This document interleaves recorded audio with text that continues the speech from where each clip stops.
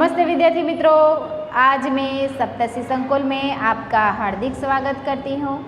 आज की हमारी हिंदी की क्लास में हम कक्षा 5 में असाइनमेंट देखेंगे।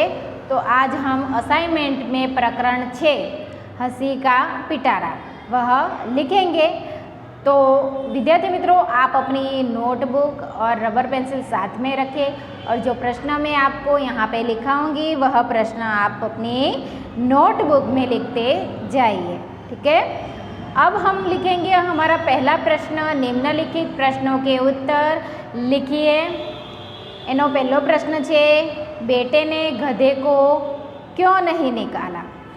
तो एनो जवाब लखो विद्यार्थी मित्रों कि बेटे ने गधे को नहीं निकाला क्योंकि माँ ने उसे गाय को निकालने के लिए कहा था, इसलिए बेटे ने गधे को नहीं निकाला। ठीक है, अब हम दूसरा प्रश्न लिखेंगे।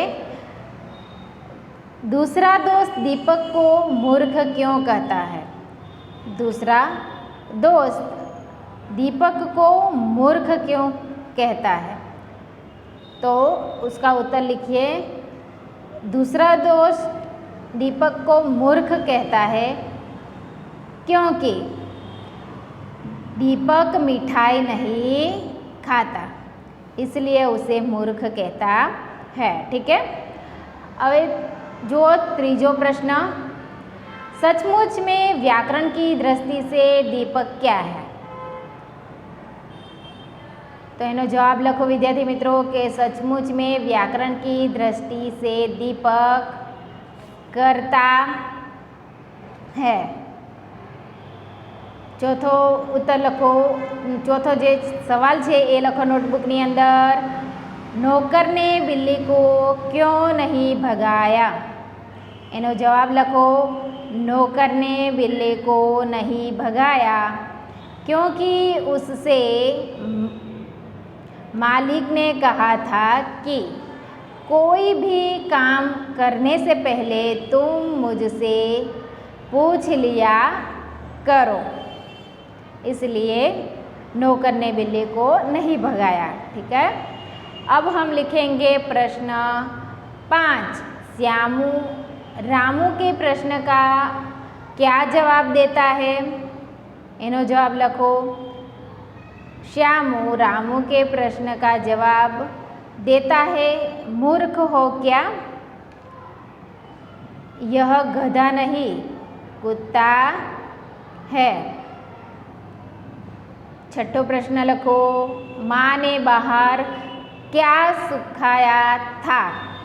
આપણે જોયું છે ને છઠ્ઠા પ્રકરણની અંદર હસી કા પિટારા, તો માં એ ઘરની બહાર શું સુકવ્યું હતું?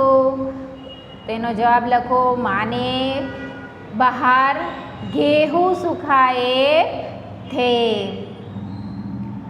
आठवां प्रश्न जुओ, सातवां प्रश्न जुओ विद्यार्थी मित्रों के माँ ने किसे हटाने को कहा था? तो माँ ने उसके बेटे को किसे हटाने के लिए कहा था? गाय को हटाने के लिए कहा था। आठवां प्रश्न लिखो, मालिक ने नौकर से क्या कहा? एनो जवाब लखो, मालिक ने नौकर से यह कहा कि तुम कोई भी कार्य करो तो पहले मुझसे पूछ लिया करो। હવે વિદ્યાર્થી મિત્રો અહીંયા આપણો નવમો પ્રશ્ન છે એ જુઓ। નવમો પ્રશ્નની અંદર શું લખ્યું છે કે રસોઈ ઘર में बिल्ली क्या कर रही है? તો એનો જવાબ શું આવશે કે रसोई घर में बिल्ली दूध पी रही थी। 10वां प्रश्न लिखो, दो दोस्त किसकी तैयारी कर रहे थे? तो एनो जवाब लिखो, दो दोस्त हिंदी व्याकरण की तैयारी कर रहे थे। तो अहींया विद्यार्थी मित्रों આપણુं प्रकरण 6 जे छे हसी का पिटारा एना जे प्रश्नों छे ए मैं तमने लखाव्या छे, तो ए तमारे तमारी पाकी नोटबुकनी अंदर लखवानुं छे। हवे जुओ अहींया પ્રકરણ 7 ખાના ખજાના.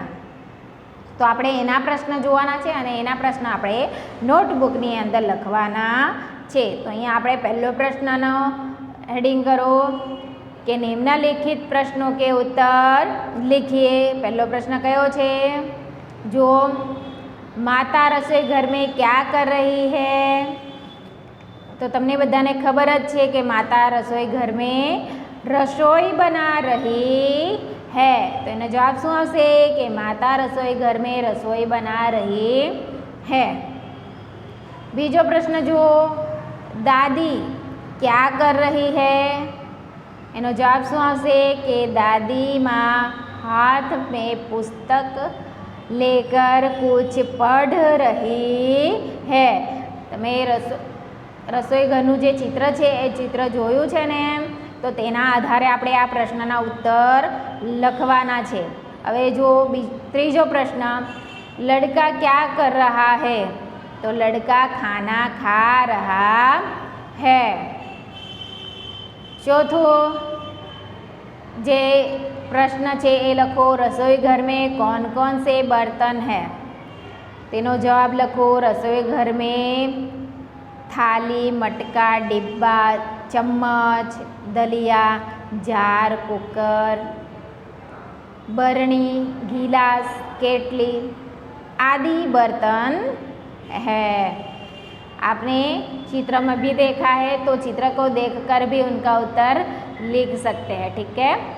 अब पांचवा प्रश्न है वह आप नोटबुक में लिखिए. टोकरी में कौन सी सब्जियां और कौन से फल है?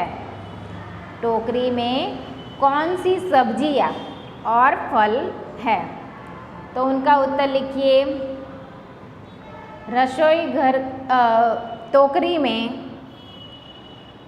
आलू, लौकी, भिंडी, फूलगोभी आदि सब्जियां है और अंगूर, सेब, केले जैसा फल है. अब छठा प्रश्न जो है वह आप नोटबुक में लिखिए. रसोई घर का वर्णन कीजिए. तो આપણે રસોઈ ઘરનું ચિત્ર જોયું છે, તેના આધારે આપણે રસોઈ ઘરનું વર્ણન કરવાનું છે. તો એનું વર્ણન કઈ રીતે કરશું કે रसोई घर में माता गैस के पास बैठी है. उन्होंने गैस के एक चूल्हे पर कुकर रखा है और दूसरे चूल्हे पर तावा रखा है और तावे पर उन्होंने रोटी सेकने के लिए रखी है. गैस के पास ही माता जो है रोटी बेल रही है. उसके बाजू में लड़का खाना खा रहा है. रसोई घर में दादी माँ पुस्तक लेके कुछ पढ़ रही है. रसोई घर की खिड़की से बाहर बादल दिखाई दे रहे हैं. रसोई घर में कुछ बर्तन रखे हैं, बरनियाँ रखी है, कुछ फलों की टोकरी है और कुछ सब्जियों की टोकरी भी रखी है. इस तरह से आप यह रसोई घर का वर्णन लिख सकते हैं. ठीक है. अब प्रश्न 2, निम्नलिखित प्रश्नों के उत्तर एक एक वाक्य में लिखिए. तो यहाँ जो खिड़की से बाहर क्या दिखाई दे रहा है? તમે રસોઈ ઘરનું ચિત્ર જોયું છે, તો ખિડકી એટલે કે બારીની બહાર શું દેખાય છે? તો એનો જવાબ આવશે खिड़की से बाहर बादल दिखाई दे रहा है. બીજો પ્રશ્ન છે, अलमारी के डिब्बे में क्या है? तो એનો જવાબ લખો, अलमारी के डिब्बे में अचार, मिर्च मसाले, तेल आदि रखे हैं. आपके रसोई घर में क्या क्या है जो इस रसोई घर में नहीं है? तो એનો उत्तर લખો વિદ્યાર્થી મિત્રો कि हमारे रसोई घर में स्टैंडिंग किचन है, प्लेटफॉर्म है. स्टैंडिंग किचन का प्लेटफॉर्म है. पानी का नल होता है, छलनी होती है, पानी के लिए छलनी होती है, और एक्वागार्ड होता है जो इस किचन में नहीं है। ठीक है। चौथो प्रश्न लखो, माता कहाँ बैठी है? तो एनो जवाब शू आवशे कि माता गैस के पास के चूल्हे के पास बैठी है। पांचमो प्रश्न, रसोई घर में लड़का क्या कर रहा है? तो एनो जवाब शू आवशे कि रसोई घर में लड़का खाना खा रहा है। छठो प्रश्न लखो, खिड़की के बाहर क्या दिखाई दे रहा है? तो एनो जवाब आवशे खिड़की के बाहर बादल दिखाई दे रहे हैं। रसोई घर में कितनी थाली है? तो एनो जवाब लखो कि रसोई घर में 5 थालियाँ है। आठमो प्रश्न लखो, दादी माँ के हाथ में क्या है? तो दादी माँ के हाथ में एक पुस्तक है और वह कुछ पढ़ रही है। हवे जुओ अहींया प्रश्न 3 जुओ अने ए तमारे तमारी नोटबुकनी अंदर लखवानो छे कि कोष्टक से उचित शब्द चुनकर रिक्त स्थानों की पूर्ति कीजिए। तो पहलो प्रश्न खाली जग्या छे ए लखो, बेसन के पकोड़े। तमे बेसनना पकोड़ा जे होय छे कई रीते बनावो? तो खाली जग्यानी अंदर आवशे तलकर। तेलनी अंदर आपणे तळीने बनावीए छे એટલે શું આવશે?